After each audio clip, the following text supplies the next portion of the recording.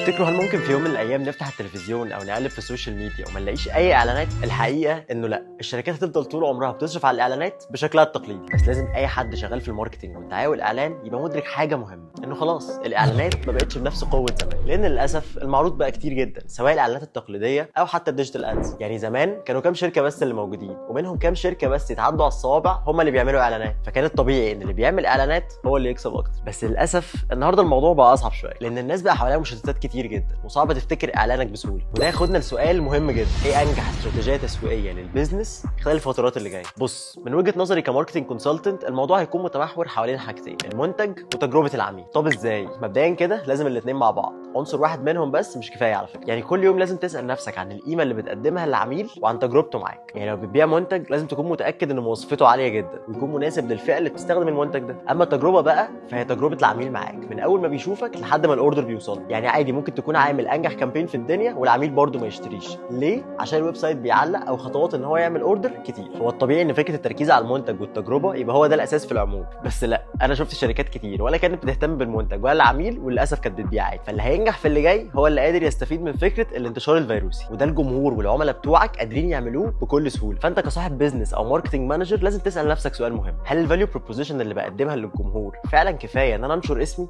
ولو عايزنا نساعدك في ده سيب كومنت وتاكد ان هي كده كده محلوله.